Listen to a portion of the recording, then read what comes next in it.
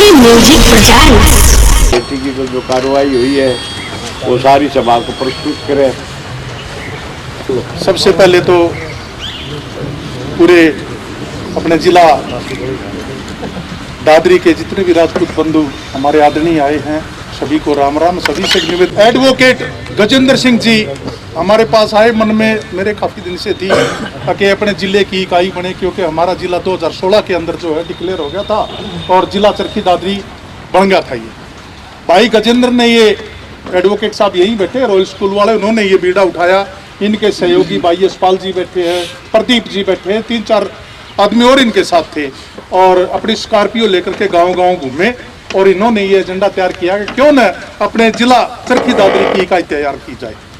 इनका बहुत ही सराहनीय कदम रहा था उस टाइम पे, और जितने भी आदमी बुलाने या उनको मैसेज देना सभी इनका कार्य था। उसके बाद मैं मिला, हमने वो मीटिंग तय कर ली 10 जुलाई की, गांव साउंड के अंदर वो पहली मीटिंग हुई थी और उस दिन प्रसाद ज़्यादा हुई थी, उसकी वजह से कम, लेकिन इससे भी ज़्यादा आदमी थे उसमें पहुँचे थे। और उस दिन इस बात को लेकर के सभी ने अपने विचार विमर्श किए, वहाँ पे सभी ने अपना व्यक्तित्व दिया। और उसके बाद वो मीटिंग एक संडे बीच में छोड़ करके 17 और 24 जुलाई की वो मीटिंग बाबा चंदूदास के यहाँ रख दी। भाई वहाँ पे जो है कोई कमेटी का राजपूत सभा जो जिला चरखी दादरी का गठन करना है, उसकी कमेटी का जो है गठन किया जाएगा और उसके लिए वहाँ पे बुला लिया गया सभी को। वहाँ पे भाई हमारे बड़े भाई ओमपाल जी की अध्यक्षता में, पहले साउंड में भी ओमपाल जी की अध्यक्षता में हुई थी वो मीटिंग और वहाँ भी इनकी अध्यक्षता में मीटिंग हुई थी। बाद में हमारे प्रधान जी 32 के भी आगे थे, आदरणीय बाबू सिंह जी ने इनको भी ऊपरी बैठा दिया था, जिला अध्यक्ष को भी ऊपर बैठा दिया था।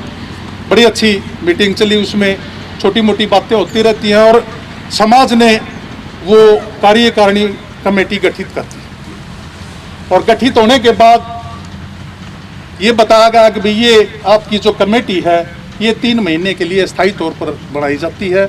आपकी कमेटी का वर्कआउट आकलन किया जाएगा, आपने क्या क्या वर्क किया है वो आकलन किया जाएगा।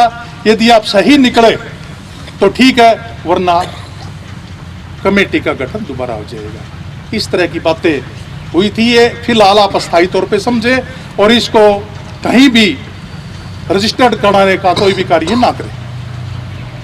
तो हम जितने भी हमारी कमेटी थी और इसमें एजेंडा ये था कि भाई कंट्रीब्यूशन करके, चंदा करके और जिला चरखी दादरी मुख्यालय के आसपास कहीं ना कहीं हमारी राजपूत सभा का कोई धर्मशाला या कोई बैठने का उचित स्थान बनाया जाए और ये काम पैसे से ही होगा। पहला काम आप पैसे से करो। तो उसके लिए हमने 1 अगस्त से ये काम शुरू कर दिया और हम लगे रहे उस काम में। नज़दीक में इलेक्शन भी आ गए, सितंबर के लास्ट तक इलेक्शन शुरू हो गई थी प्रक्रिया और बीच में 10 अक्टूबर के आसपास हमने इस काम को बंद कर दिया। इसके बीच में कुछ हमारे कठिनाई भी आई। कठिनाई ये आई कि किसी ने कहा कि भाई पैसे, पर्ची तो काट दो बट पैसे जो है वो रजिस्टर्ड अकाउंट में ही दिए जाएंगे। हम भी डरे हुए थे, अब इस पैसे को हम अपने पास नहीं रख सकते, क्यों न 3 आदमी मिल करके इसका एक ज्वाइंट अकाउंट खुलवा लेते हैं। मेरे नाम से बौंद कला से भाई बुल्लट जो आज कैशियर हैं इस कार्यकारिणी कमेटी के, और भरत रानीला से हैं ये सचिव हैं, इन तीनों का आज एक ज्वाइंट अकाउंट बौंद कला के अंदर खोला गया। उसमें वो पैसे हम डालते गए ताकि हमारे ऊपर कोई लांछन ना लगे।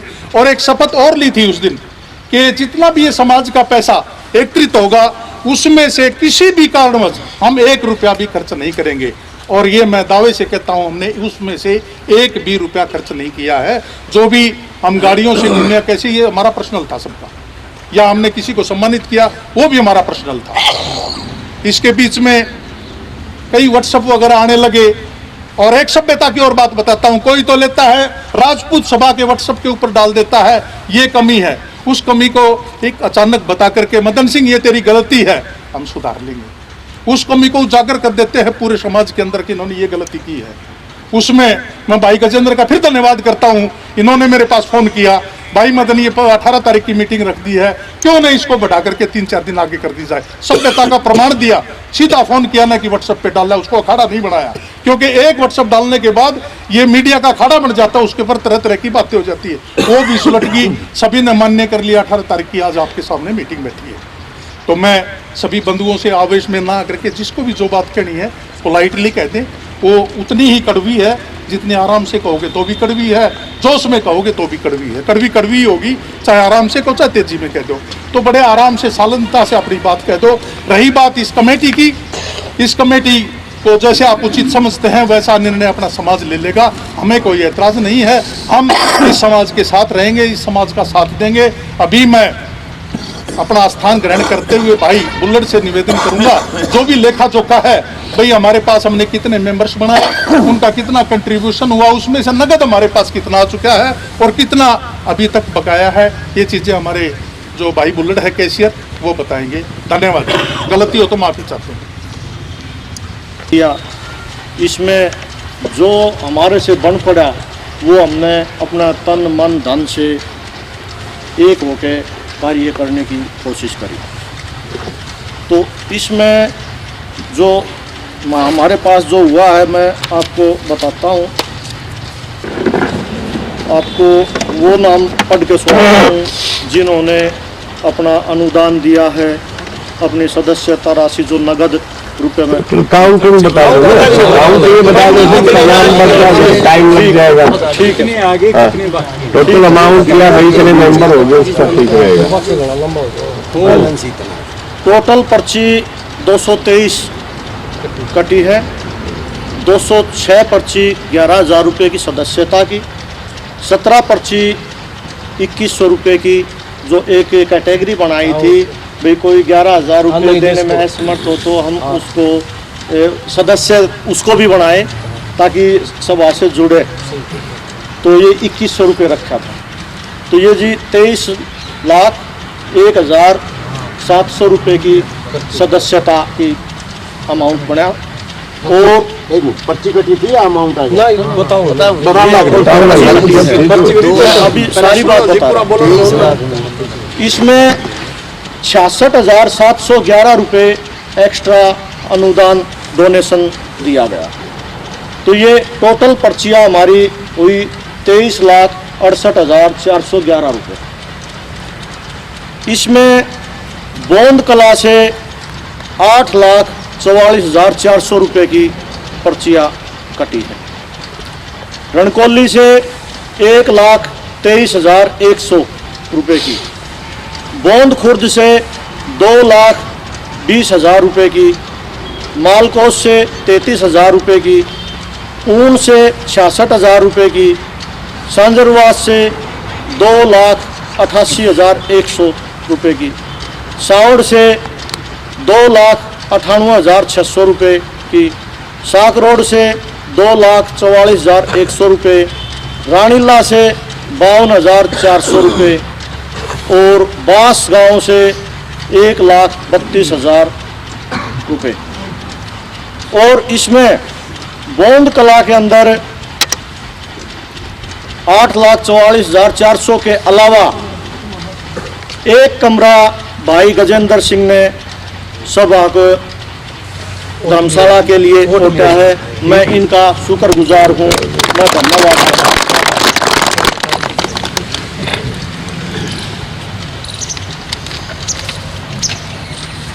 इसमें जी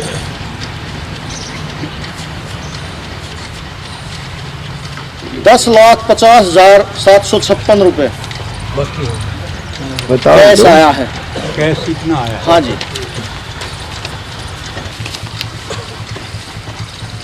10,48,000 रुपये पर्चियों का इनका कैश बना है और 2,287 रुपये ब्याज मिला है हमने।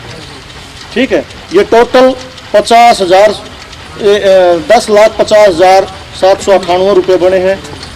42 रुपये इसमें सारा खर्च आया है, वो भी 24 रुपये पासबुक का और 17 रुपये 18 रुपये जो है वो SMS का जो खर्च। तो ये बैंक का ही है खर्च और अन्यथा कोई खर्च नहीं है। अब हमारे पास 10,00,000 50,000 रुपये 756 रुपये नगद है। ये बैंक की पासबुक की डिटेल स्टेटमेंट है। हमारे पास कोई भाई देखना चाहो देख सकते हो। हो जाएगा बैंक की स्टेटमेंट रख के देखो। हाँ जी, ये कैश है हमारे पास। तो इसमें 23,68,411 रुपये हमारे पास कुल अमाउंट हुआ है। 10,50,756 हमारे पास नगद है और 13,17,655 रुपये हमारे बाकी बकाया पड़ा है। ये हमने उगाना है। तो जो हाथ जोड़ के मैं विनती करूँ हूँ, हम रवा या और जो भी सभा में जो भी हो, ये ज़्यादा से ज़्यादा बढ़ चढ़ के पैसा इकट्ठा करवाने की कोशिश करें। और भी भाई जो पद पे नहीं है वो भी अपना पूरा इंटरेस्ट लेके अपना आप को पदाधिकारी ही माने और सहयोग दें, ताकि जो हम जिस काम के लिए हम बीड़ा उठाया है तो वो काम पूरा हो सके। पैसे का काम पैसे से चलेगा। तो मैं इतना कह के मैं आप सबका धन्यवाद करता हूँ। ये लेखा करता हूँ। धन्यवाद। ठीक है।